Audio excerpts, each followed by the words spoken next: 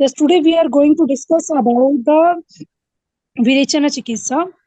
सो विरेचन चिकित्सा में जब भी हम पेशेंट को फर्स्ट ऑफ ऑल क्लिनिकली देखते हैं कि कौन से पेशेंट को हमें विरेचन करवाना है, जहां पे भी पित्त का एसोसिएशन है या पित्त जो है वो बढ़ा हुआ है, उस कंडीशन में हम विरेचन करवाएंगे. किसी पेशेंट को हमने अगर वमन करवाया है तो वमन का जो सेकंड प्रोसीजर होता है वो विरेचन होता है. जितने भी दोषांश हमारी बॉडी में एक्युमुलेटेड हैं, उन दोषांश को, विशेषित दोषांश को शरीर से बाहर निकालना या पित्त और कफ से एसोसिएटेड जो भी दोषांश है उसको एलिमिनेट करने के लिए हमें विरेचन का प्लान करना होता है. Now the question is this कि पित्त का विशेषण कहाँ कहाँ होता है. देखिए, यस्टरडे आई टोल्ड यू, अगर हमारी डाइट में कुछ पित्तवर्धक आहार जाता है, अगर हम बहुत सारे स्पाइसेस फूड लेते हैं या लेट नाइट तक हम जागते हैं, बड़ी लंबी फास्टिंग करते हैं, तो ये केमिकल एक्सपोजर की वजह से ये सब चीजें जो है ये हमारे मेटाबॉलिज्म को डिस्टर्ब करती है और हमारी बॉडी में पित्त का विशेषण होना शुरू हो जाता है. जब आपने वात पित्त कफ के सिम्टम्स को पढ़ा था और उसके एक समझा कि वात के सिम्टम्स क्या होते हैं, पित्त के सिम्टम्स क्या होते हैं, कफ के सिम्टम्स क्या होते हैं, तो वहां एक मेंशन किया गया था वात प्रकृति के पेशेंट का जो एंगर होता है, ग्रीफ होता है, फियर होता है, इमोशंस होते हैं, बहुत ज्यादा होते हैं. तो ये क्या करता है, जितना भी एंगर फियर है ये हमारे पित्त को इम्बैलेंस कर देता है. ठीक है.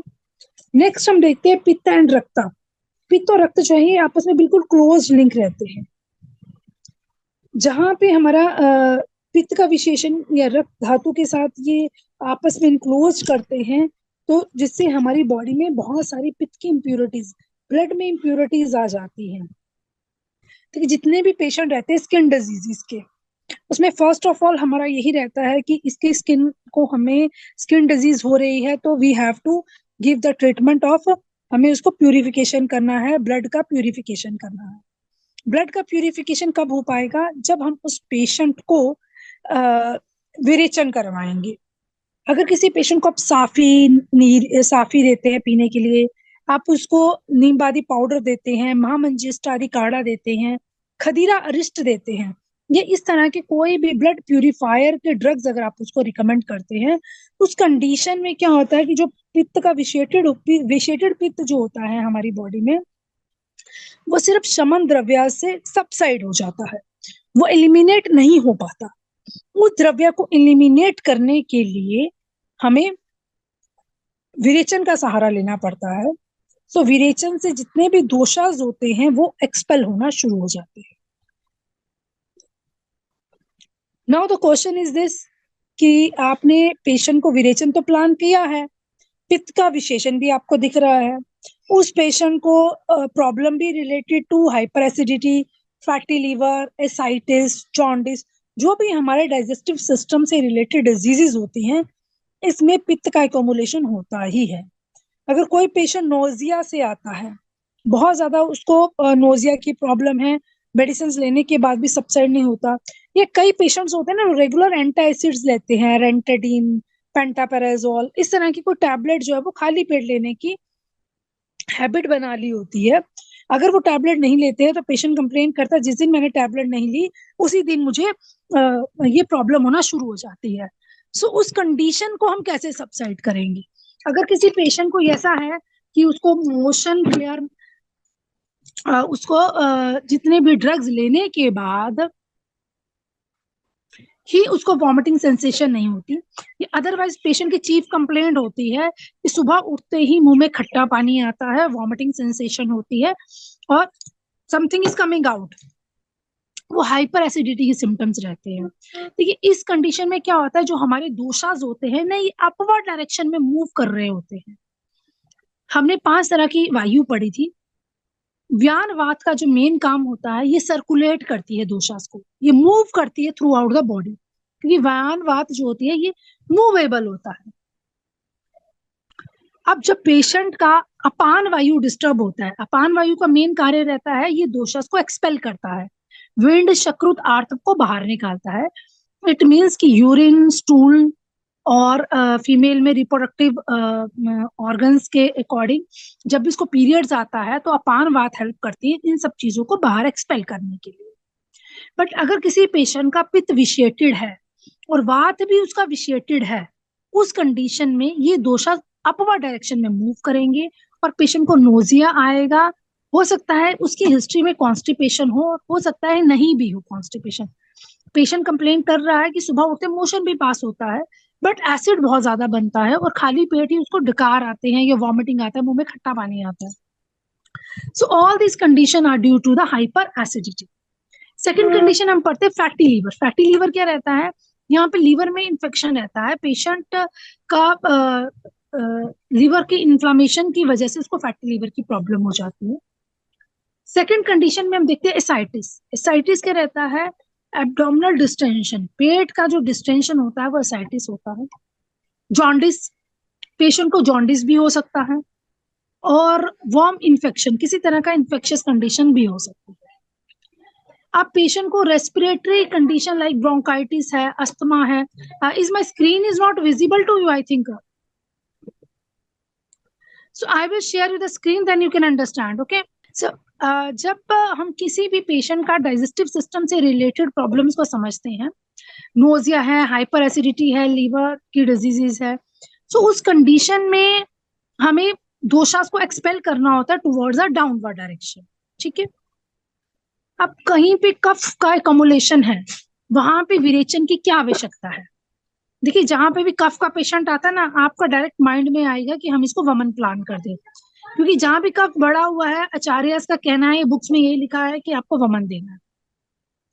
ऐसा नहीं होता, बिकॉज कहीं पे रेस्पिरेटरी कंडीशंस ऐसी होती है जहां पे ब्रोंकियल अस्थमा है या पेशेंट को नेजल डिस्चार्ज है, उस कंडीशन में हम विरेचन भी प्लान करते हैं। जब आप डीप स्टडीज में जाते हो तो you can get the idea कि श्वास में 5 तरह के श्वास के बारे में, अलग अलग डिजीजेस के बारे में बताया है। महाश्वास, तमक श्वास, छिन्न श्वास। तो उसमें क्या रहता है, जो तमक श्वास होता है उसमें पेशेंट को ब्रोंकियल अस्थमा, जैसे patient is lying down position में, उसको बहुत रेस्पिरेशन डिस्ट्रेस होता है, जैसे ही आप उसको बिठाते हैं या बैक पे उसको कोई स्टॉप देते हो, पोजीशन देते हो, तो उस कंडीशन में पेशेंट को हेल्प मिल जाता है और वो आराम से बैठ सकता है। नेक्स्ट कंडीशन आती है कफ की। अगर किसी पेशेंट को कफ की ज्यादा प्रॉब्लम है, ये नाक में से बहुत ज्यादा डिस्चार्ज हो रहा है, उस कंडीशन में भी हम विरेचन को प्लान कर सकते हैं। Next is a joint disorder like आमवाता हो गया है, ये गाउट का प्रॉब्लम है। देखो, आमवात की कंडीशन क्या रहती है? यहाँ पे आम का एकमुलेशन होता है। विशिएटेड दोषा जो है, ये आम जो है हमारी बॉडी में कहीं ना कहीं जाके स्टक हो जाता है और पेशेंट को आमवात बन जाता है, या गाउट हो गया, उसको वात रक्त की प्रॉब्लम्स हो रही है। इस कंडीशन में we can plan for the virechan, plan कर सकते हैं। Now the indication of the virechan क्या है? Virechan is use to purity the blood. जितने भी हमारे शरीर में इम्प्योरिटीज हैं उसको एक्सपेल करने के लिए विरेचन का प्लान किया जाता है। ये यूज किया जाता है हमारी स्किन डिजीजेस में, जैसे स्किन में कई एक्ने हो गया, एक्जिमा हो गया, एलर्जिक डर्मेटाइटिस है, अर्टिकेरिया है, स्किन की पिगमेंटेशन है, सोरियासिस है। देखिए, स्किन से रिलेटेड प्रॉब्लम्स में हमें फर्स्ट ऑफ ऑल पेशेंट को विरेचन ही प्लान करना चाहिए, चाहे वो किसी भी तरह का कॉजेटिव फैक्टर होकर उसके स्किन का प्रॉब्लम हो रहा है। अगर एक्ने की हम बात करते हैं तो एक्ने फीमेल्स में 17 to 18 ईयर्स की एज में या यंग बच्चों में 14 से 15 साल की उम्र में बहुत ज्यादा एक्ने डेवलप हो जाते हैं। एलर्जिक डर्मेटाइटिस में पेशेंट को स्किन में बहुत ज्यादा इचिंग रहती है, अर्टिकेरिया रैशेस बन जाते हैं, पिगमेंटेशन हो जाते हैं। या हम सोरियासिस की जहां पे बात करते हैं तो सोरियासिस क्या कंडीशन है? सोरियासिस की कंडीशन में पेशेंट को पूरे ही व्हाइट व्हाइट स्केलिंग्स होना शुरू हो जाती है। देखिए, जब भी आप स्किन के पेशेंट्स को देखोगे ना अपने ओपीडीज में, तो आपको पहले डिफरेंशिएट करना पड़ेगा कि वो स्किन की कौन सी प्रॉब्लम उस पेशेंट को हो रही है। जो सोरियासिस की प्रॉब्लम होती है इसको हम क्रॉनिक कंसीडर करते हैं जब वो स्मॉल जॉइंट्स पे आ जाती है। ऐसे नॉर्मली आप सोरियासिस को देखोगे ना, सोरियासिस वाले पेशेंट को इचिंग रहेगी, इचिंग के साथ साथ उस पेशेंट को जैसे पूरी बॉडी पे उसको इचिंग हो रही है, इचिंग के साथ साथ जैसे वो इचिंग करता है वहां पे व्हाइट व्हाइट कलर की स्केलिंग्स होना शुरू हो जाती है, जिसको हम बोलते हैं डैंड्रफ की तरह प्रेजेंस आती है, और वो फिर पेशेंट की पूरी ही बॉडी में इचिंग रहती है। ठीक है। Next, skin pigmentation. समटाइम आप पेशेंट्स को देखोगे जिनकी बॉडी के ऊपर बहुत ही ज्यादा रेड रेड रैशेस आ जाते हैं, या हाइपर पिगमेंटेशन की वजह से पूरी ब्लैकिश स्किन हो जाती है। कई बार पेशेंट को उसमें बहुत ज्यादा इचिंग भी रहती है। समटाइम क्या होता है कि इचिंग ना भी होके वहां पे डिफरेंट टाइप ऑफ स्केलिंग्स जो होना, या फिर वहां पे रैशेस पड़ना शुरू हो जाते हैं। सो इसमें हमें विरेचन देना ही है। नेक्स्ट का जो होता है विरेचन का इंडिकेशंस क्या रहता है। विरेचन का को हम एनीमिया वाले पेशेंट में, देखो एनीमिया में normally you can see Pandu, Ayurveda में इसको पांडु के अकॉर्डिंग बताया गया है। उसमें एनीमिया में क्या होता है, एचपी लेवल आपका कम आ रहा है, तो यू हैव टू सी कि एचपी लेवल पेशेंट का कौन सा है, किस रिकमेंडेशन है उसका, 6 से ऊपर है, 8 के ऊपर है, 10 के ऊपर, किस तरह का एचपी लेवल क्या है, उसके अकॉर्डिंग हम प्लान कर सकते हैं। पेशेंट को रिकरेंट हेडेक हो रहा है, बहुत ज्यादा हेडेक की प्रॉब्लम है, एसिडिटी की प्रॉब्लम बहुत ज्यादा है, या उसकी बॉडी में दोष पित्त जो है वो बहुत ज्यादा विशेटेड हुआ है, और जो मेन कॉज बन रहा है इन सब डिजीजेस का। ठीक है। सो विरेचन का इंडिकेटेड क्या है, एनीमिया हो सकता है, रिकरेंट हेडेक हो सकता है, पेशेंट को एसिडिटी, हाइपर एसिडिटी की वजह से प्रॉब्लम हो सकती है, या जो विशेटेड पित्ता रहता है वो मेन कॉज बनता है विरेचन का। सो कौन कौन सी डिजीजेस में हम विरेचन दे सकते हैं। सो लर्नर, जैसे आपके पास क्रॉनिक कंडीशन का पेशेंट आता है जिसको पक्षाघात, पैरालिसिस बोला जाता है, क्योंकि यहाँ पे भी स्पेसिफिक जब हम पक्षाघात की डिजीज को पढ़ेंगे वहां पे लिखा है आचार्यस ने पक्षाघात तु विरेचनम, इसमें हमें विरेचन देना ही है। नॉर्मली पक्षाघात की डिजीज क्या होती है, आई विल ब्रीफ यू। देखो पैरालिसिस किस कारण से होता है, अगर किसी पेशेंट का बीपी हाई रहता है, ब्रेन में स्ट्रोक हो जाने की वजह से ब्लड जो है उसका क्लॉट बन जाता है, और उसकी हाफ बॉडी, हाफ पार्ट, या हेमीप्लेजिया है, पैराप्लेजिया है, यूनिप्लेजिया है, उसके अकॉर्डिंग बॉडी का कोई एक हिस्सा कार्य करना बंद कर देता है, वो पेशेंट अपने हाथ पैर को नहीं उठा पाता, मूवमेंट्स उसकी कम हो जाती हैं, तो ये कॉज बनता है हमारे पक्षाघात का। अब पक्षाघात में हमें विरेचन क्यों देना है, क्योंकि पक्षाघात में मसल्स की वीकनेस, नर्व्स की वीकनेस होती है। इस कंडीशन में जब आप उसके मल का शोधन करते हो तो मूवमेंट्स इंक्रीज होने के चांसेस बढ़ जाते हैं। दूसरा, अगर इसका आयुर्वेदिक कॉन्सेप्ट में पक्षाघात को देखोगे तो ये वात की वजह से होता है, वात जब व्याधि है पक्षाघात, ठीक है, तो इसमें बस्ती भी दी जा सकती है। तो क्वेश्चन इज दिस कि पक्षाघात को हर एक बुक में आचार्य ने वात के अंडर लिया है, बट इसमें हम विरेचन प्लान करते हैं इंस्टेंट ऑफ बस्ती। बस्ती देते हैं बाद में, पहले विरेचन ही पक्षाघात के पेशेंट को दिया जाता है, क्योंकि पक्षाघात में नर्वाइन वीकनेस की वजह से इंटेस्टाइन्स की पैरास्टैटिक मूवमेंट्स में एब्जॉर्प्शन कम हो जाती है। हमें पेशेंट की बॉडी की एब्जॉर्प्शन को इंक्रीज करना है, ताकि मल्टी विटामिन फॉर्म में, न्यूट्रिएंट्स की फॉर्म में कोई भी मेडिसिन अगर आप उसको दे रहे हो, उसकी एब्जॉर्प्शन को इंक्रीज करने के लिए you have to plan for the virechan. आपको उसके मोशन को क्लियर करना होगा। ठीक है। सेकेंड कंडीशन आती है उदर और एसाइटिस पेशेंट। पेशेंट किसी को भी एसाइटिस की प्रॉब्लम है, पेट फूल जाने की प्रॉब्लम है, उसमें विरेचन को प्लान किया जाता है।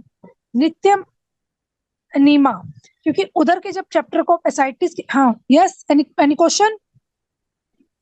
देखिए लर्नर्स, जब जो सेकेंड हमारी डिजीज यहाँ पे बताई गई है एसाइटिस, एसाइटिस में क्या रहता है, यहाँ पे भी पानी, नॉर्मल लैंग्वेज में you can understand, due to the extra accumulation of the water inside the musculature. ठीक है, एसाइटिस उधर बोलते हैं इसको आयुर्वेदिक कॉन्सेप्ट में। एसाइटिस की कंडीशन में क्या होता है, एक्स्ट्रा जो हमारी बॉडी का फ्लूइड होता है वो बॉडी से बाहर नहीं जा पाता। यूरिन आउटपुट अगर किसी पेशेंट की कम हो जाती है, स्टूल कम हो जाता है, तो वो यूरिन का एकमुलेशन, जो हमारा दिस एकमुलेशन ऑफ दिस है, वो हमारे एब्डोमेन में स्टैंड बाय रहने लग पड़ता है, जिससे पेशेंट को एसाइटिस की प्रॉब्लम हो जाती है। इसको हम चेक करते हैं फ्लूइड थ्रिल से। किसी भी पेशेंट के अगर एब्डोमेन में वाटर का रिटेंशन हो रहा है तो आप उसके ऊपर हाथ रख के टैपिंग करोगे, so you will get the idea. आपको एक अलग से डल नॉइस सुनाई देगी, जिससे पता चलता है कि वहां पे एकम्युलेशन ऑफ वाटर जो है वो हो रहा है। सेकंड, जिस साइड पे वाटर जाएगा, पेशेंट जिस तरफ को लेटेगा ना, वही पार्ट उसका एब्डोमेन का फूल जाएगा। ठीक है, सो एसाइटिस की कंडीशन ये रहती है। अब एसाइटिस वाले पेशेंट को हमें नित्यम विरेचन देना चाहिए। नित्यम विरेचन देने के लिए आप 10 से 20 ml अरंड तेल रोज रात को गर्म दूध के साथ या गर्म पानी के साथ लगातार दिया जा सकता है, क्योंकि एरंड तेल को हम विरेचनीय ड्रग्स में बेस्ट मानते हैं अगर आपने किसी पेशेंट को नित्यम विरेचन पर डालना है। नित्यम विरेचन का शब्द का मतलब होता है रेगुलर विरेचन। आपके रोजाना उसको थोड़ा थोड़ा थोड़ा करके देना है, एक बार में इकट्ठा नहीं देना है। जो पेशेंट बहुत ज्यादा वीक होते हैं, कमजोर है, एज जिनकी छोटी है, या बहुत ओल्ड एज के पेशेंट हैं, जिनकी बीमारी बहुत ज्यादा बड़ी है और बॉडी में ताकत नहीं है, उन कंडीशंस में हमेशा नित्यम विरेचन ही दिया जाता है। Small quantity of medicated ghee is given to the patient for the proper time. ठीक है, सो नित्यम विरेचन दोगे आप एरेंडोल से। इसके बाद जो सर्जिकल कंडीशंस आती हैं आयुर्वेदा में, पाइल्स, फिशर, फिस्टुला, ये आजकल बहुत ही पेशेंट जो है वो आयुर्वेदा में आ रहे हैं और उनके रिजल्ट्स भी बहुत अच्छे हैं पाइल्स, फिशर, फिस्टुला में। पाइल्स, फिशर, फिस्टुला की क्या बीमारी रहती है? इसमें एनोरेक्टल पॉटी के रास्ते में या तो मस्सा बन जाता है, या उसमें से ब्लीडिंग आती है, कट लग जाता है, और सम टाइम उसमें से पस की सिक्रीशन होने लग पड़ती है अगर वहां पे कोई पैसेज बन गया है। तो फिस्टुला में जो पैसेज बन जाता है वो डायरेक्टली एनरोल्ड हो जाता है हमारे इंटरनल ऑर्गन्स के ऊपर, जिसको हमें एक्सपेल करना होता है पूरे पूरे ट्रैक को। फर्स्ट इस फिस्टुला इन एनो, सेकेंड हेमरोइड्स हो सकता है, इनग्वाइनल हर्निया हो सकता है, मेलिग्नेंट ट्यूमर्स हो सकते हैं, थायराइड की कोई स्वेलिंग हो सकती है। सो ये सब कंडीशंस डेवलप हो जाती हैं। अब it is used in female infertility. विरेचन को हम एनोरेक्टल डिजीजेस में आपको देना ही है। किसी पेशेंट को अगर गांठ बनी है या कोई मैलिग्नेंट कंडीशन है, उसमें भी अपने नित्यम विरेचन को प्लान करना है, ताकि दोषा जल्दी से बढ़े ना, मोशन होता रहे उसको। नेक्स्ट कंडीशन आती है इनफर्टिलिटी की। देखो, इनफर्टिलिटी का जो कंडीशन होती है उसमें फर्स्ट ऑफ ऑल वात का विशेषण होता है। इनफर्टिलिटी में बहुत सारे पॉजिटिव फैक्टर है। हो सकता है कोई फाइब्रॉइड बना हो, there may be the possibility of fallopian tube blockage, PCOD के सिम्टम्स हो सकता है, कोई हार्मोनल चेंजेस हो सकता है। So there is a multi factor for the infertility. But क्या हम हर तरह की इनफर्टिलिटी में विरेचन प्लान कर सकते हैं? इसका आंसर आएगा यस। क्यों? क्योंकि विरेचन देने से हम बॉडी का शोधन करेंगे, अपान वात को भी जो विशेटेड हो चुकी है उसको बैलेंस करेंगे। किसी भी पेशेंट को इनफर्टिलिटी है अगर, तो उसका अगर आप यूएसजी करवाते हैं, वहां पे फाइब्रोइड यूट्रस आया, पीसीओडी आया, या नेबोथियन सिस्ट, बहुत सारे मल्टी स्मॉल फैक्टर्स भी ऐसे जनरेट हो जाते हैं जो लीड टू द इनफर्टिलिटी करते हैं।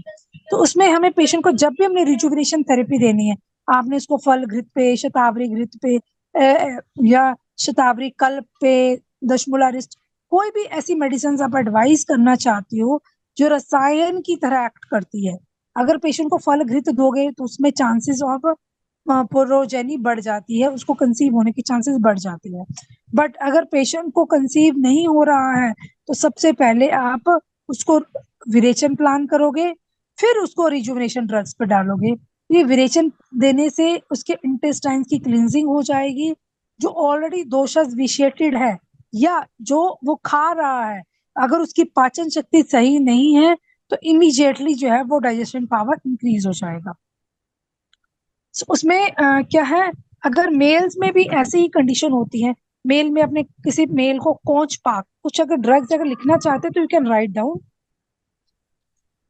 अगर मेल इनफर्टिलिटी में आप कोच पाक दे रहे हो, या उसे शतावरी शतावरी अश्वगंधा का मिक्सचर दे रहे हो, बजरंग प्याला नाम से एक ड्रग हर्ब आती है, शिलाजीत का कॉम्बिनेशन अगर आप दे रहे हो, तो ये सारे ही ड्रग्स जो है एफ्रोडियास्टिक काम करते हैं और स्पर्म काउंट को इंक्रीज करते हैं। डाइट में अगर आप उसको उड़द की दाल देते हो, तो वो एफ्रोडियास्टिक काम, एक एफ्रोडियास्टिक कार्य करता है। सो हमें अगर किसी भी मेल पेशेंट की फर्टिलिटी को इंक्रीज करना है, उस कंडीशन में हमें पहले उसको विरेचन कराना चाहिए, उसकी धातु को स्टेबल करना चाहिए, क्योंकि जितना भी आप शिलाजीत देते हो ये बहुत हॉट पोटेंसी के ड्रग्स रहते हैं। सुपारी पाक है, सालम पंचा है। ये ड्रग्स जो हैं पेशेंट को पहले डाइजेस्ट हो जाए, उसके लिए we have to conduct the virechan treatment, उसके मेटाबॉलिज्म को हमें सही करना है। तो वो चीजों को हमें ना, when you are going to plan with the patient, आपको उसकी पूरी हिस्ट्री लेनी होती है।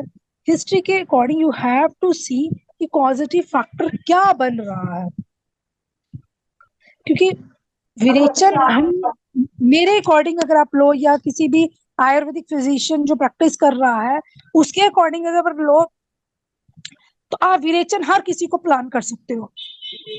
वमन प्लान करने के लिए you have to think about the conditions, but virechan, नित्य विरेचन तो हर पेशेंट को आप दे सकते हो।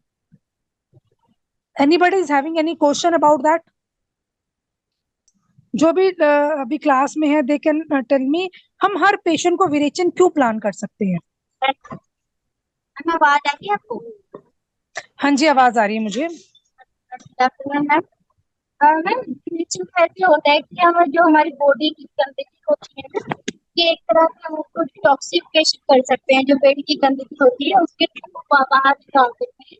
जो हमारा डाइजेशन सिस्टम है कि डिस्टर्ब हो रखा है, जो सही से वो मतलब मोशन के थ्रू वो नहीं निकल पा रहा है, तो उसके द्वारा हम इसको करते हैं।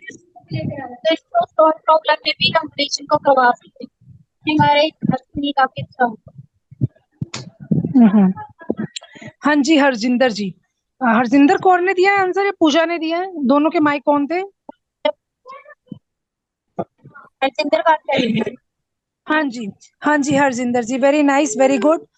यू अंडरस्टैंड द सब्जेक्ट कि हमें विरेचन क्यों प्लान करना है, जितने भी मेटाबॉलिटिक इम्प्योरिटीज है उसको निकालने के लिए। ठीक है, ये तो जनरलाइज्ड हो गया, और हम जनरलाइज ना हर पेशेंट को विरेचन प्लान कर सकते हैं, क्योंकि जितने भी पेशेंट आपके पास ओपीडी में आएंगे ना, उनका अगर डाइटरी फैक्टर आप देखते हो, एक तो अनटाइमली फूड हैबिट जो है वो सबके पास होती है, सब लोग टाइम से खाना नहीं खाते हैं, किसी का शेड्यूल ऐसा है, एवरीवेयर आप उसका पूरा असेसमेंट जब करोगे ना, इनिशियल असेसमेंट करते हो, तो you will get the idea.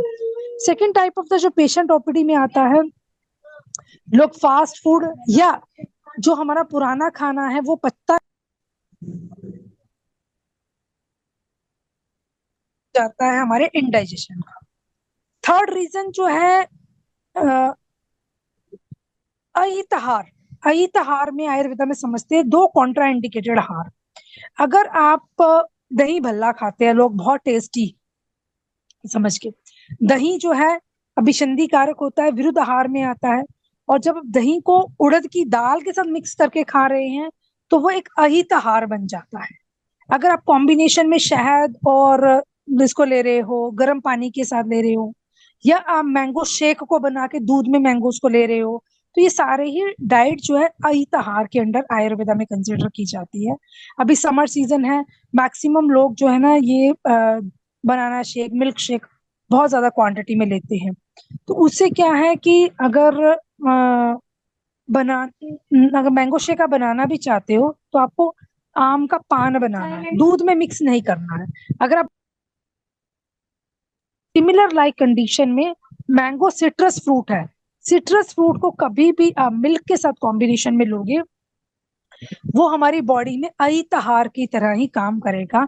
वो अनडाइजेस्टेड फूड आपको पित्त को बढ़ाएगा ही। ठीक है, तो जनरल वे से अगर आप पेशेंट की पूरी हिस्ट्री लेते हो तो you will get the idea कि इस पेशेंट में पित्त विषेटेड ही है, और हमें नित्यम विरेचन डालना ही है। नित्यम विरेचन के लिए आप सिंपल अभिपत्ति का चूर्ण भी यूज कर सकते हो, सनाए का चूर्ण भी यूज कर सकते हो। अभिपत्ति का चूर्ण जो होता है ना, इसमें त्रिकट्टू, हरड़, ये सब चीजें पड़ी होती है। सो अभिपत्ति का चूर्ण इज द सेफेस्ट, कि इससे किसी को कोई कॉम्प्लिकेशन नहीं होती। इवन आप भी आज पूरा जितने भी हमारे डॉक्टर्स ज्वाइंट हैं जो लर्न कर रहे हैं, फ्यूचर डॉक्टर्स हैं, सो आप भी एक बार अभिपत्ति का चूर्ण खा के देखो, you will get the idea how it will act in your body. अभिपत्ति का चूर्ण जो होता है ये 3 से 5 ग्राम अपने गर्म पानी से रात को लेना है। सुबह उठते ही जिनका मृदु कोष्ठी होती है उसको 1 से 2 मोशन हो जाएंगे। जिन लोगों का मध्यम कोष्ठी होता है, मध्यम कोष्ठ, मृदु कोष्ठ और क्रूर कोष्ठ, इसको हम असेस कर सकते हैं दूध से। जो लोग दूध पीते ही मोशन चले जाते हैं उनका मृदु कोष्ठ होता है। जिन लोगों को दूध से 1 या 2 बार, एक बार मोशन आ जाता है वो मध्यम कोष्ठी है। और जिन लोगों को दूध पीने से कोई असर ही नहीं होता, उनको पॉटी ही नहीं आती है, वो होते हैं क्रूर कोष्ठी। उस कंडीशन में हमें पेशेंट को अभिपत्ति का चूर्ण रात को गर्म पानी के साथ देना है और सुबह उठते ही उसको मोशन आएगा। अभिपत्ति का चूर्ण नित्य विरेचन